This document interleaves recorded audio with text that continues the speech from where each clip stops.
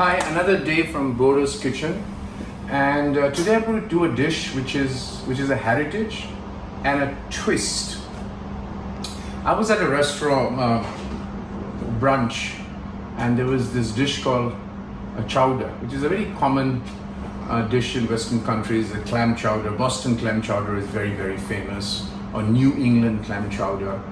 So I just asked the chef, how do you make chowder? And he kind of took me through the dish. And I kind of got a little interested about the origin and what is chowder. So I came back and did some research, spoke to a few qualified chefs, and I found it a wonderful heritage and something very interesting that struck me. It is very food or culinary history very similar to dishes that I have cooked in my channel. So let me tell you about that heritage and the similarity with some of the Indian food on chowder, and then what is the twist I'm going to do today. So chowder is basically a dish that was cooked by fishermen in England and France, who actually the immigrants took that to the US, and especially the western seaboard, or the Canadian western seaboard of the US, where Boston chowder is very famous. And it was basically these fishermen would pick up these fishes and they would put it in a utensils and boil it and cook it, and to make it more wholesome, they would even put bread crumbs and some salt and some ingredients, and then eat that. So it is little crunchy. It has pieces of fish. So the difference between a bisque and a chowder would be that bisque would be smooth, silk smooth, while chowder will have chunks, right? One day I'll take the bisque as well, but let's focus on chowder.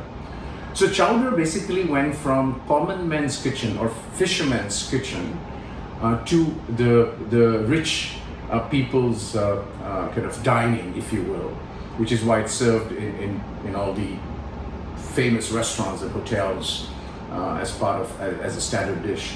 Now, what's the similarity with Indian food? So Indian food I've covered in my channel, biryani and nihari.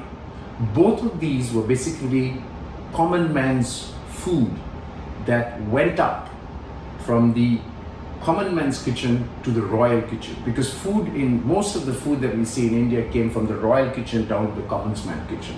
But these are two that I know of that went from common man's kitchen to the royal kitchen. So that's the dish chowder is.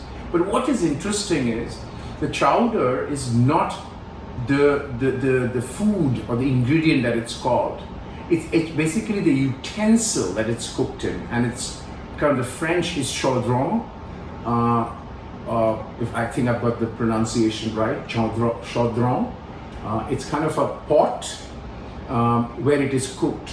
So that got me thinking that if it's all about the pot, why can't we have a chowder which is vegetarian? So that's the twist. So I'm going to make a chowder which is vegetarian with the same texture, and I'm going to use certain things to give it a texture. I'm going to say what is the twist in vegetarian form that I'm going to make. Remember that it'll have crunches, it'll have crunchy, it'll have some pieces, unlike a bisque which is silky smooth. So I'm going to make paneer chowder. Paneer gives the necessary protein, and to give that texture, I'm going to add some very finely chopped vegetables.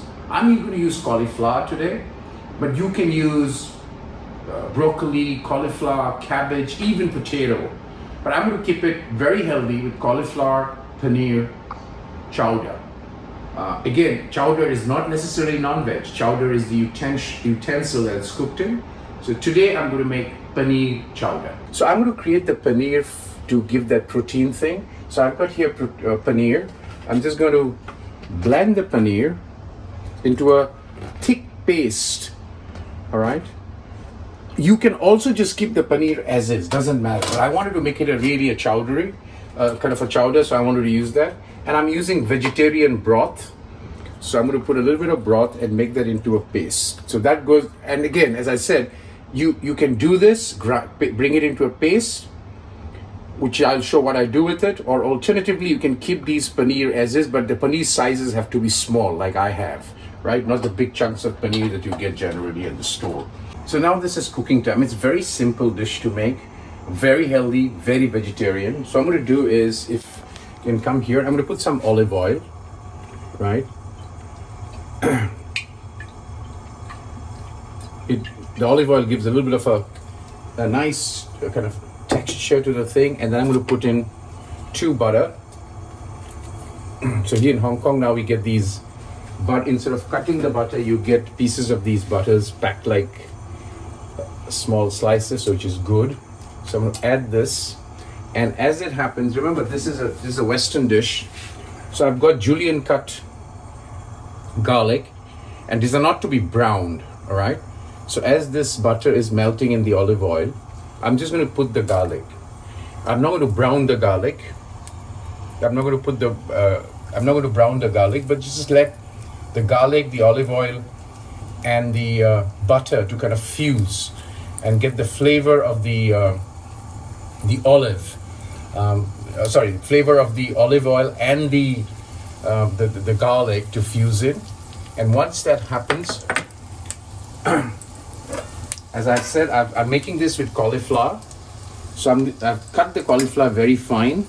So it has this kind of chunkiness that's typically accompanied with chowder. So I'm going to just put all of this. And as that happens, I'm trying to Indianize this a little bit. So I'm going to use coriander roots chopped and coriander leaf. Generally, you can skip that if you don't like it, but I would rather do it. And then what I'm going to do is I'm going to just light fry this for a while. I'm not going to add salt right now. Remember, I'm using vegetable broth from the market, which is already salted. And I've used the same vegetable broth to blend the paneer. So there's a lot of salt already. So I'm going to do the salt test at the end. What I will do right now is just put a little bit of salt, so that a pinch of salt, so that the cauliflower kind of,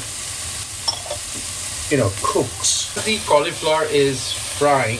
You can use any kind of herbs you want, but I'm not using any herbs. I'm going to make a little bit of Indian taste in this. So I'm going to add a little bit of black pepper and a tinge of cumin powder, roasted cumin powder.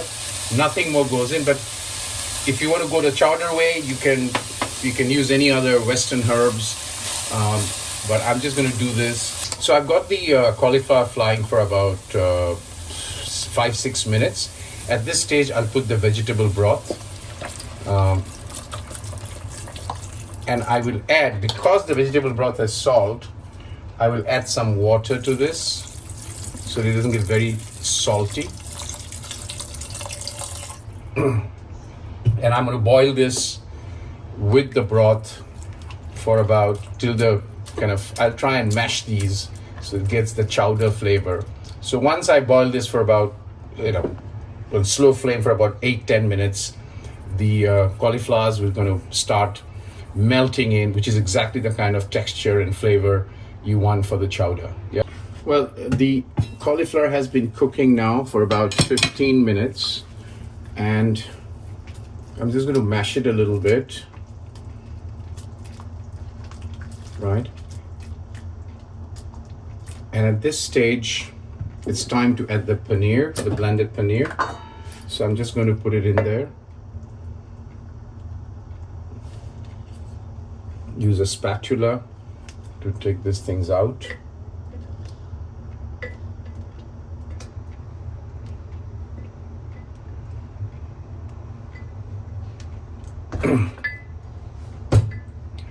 I'm going to stir this.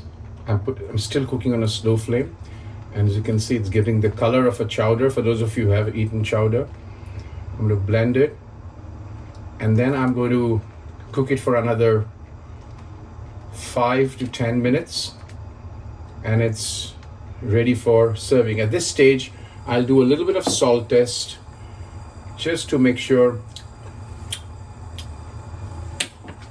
A little bit of salt, because remember because I bought the broth from the market, it is already salted, so you have to make sure that you don't increase the salt. And in soup, generally you should put the salt little less, because once you take the first 2-3 spoons of the soup, your palate gets adjusted to the saltiness. So therefore less, and then you can increase it if you want later. So I'm going to cover it, and I'm going to just simmer it for another 5 minutes, and it's done. And that's a dish with a heritage, chowder. Chaudron is the utensil it's cooked in.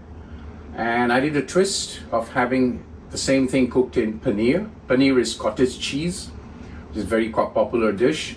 You can keep it in chunks, small chunks of paneer, or you can blend it like the way I do. What the blending does with the vegetable, it gives the actual chowder texture in your mouth. So till we come back with the next dish, I'll try and see some more of these dish with an heritage similar to biryani and nihari, where it went from the common man's kitchen to the rich and famous, or the royal kitchen.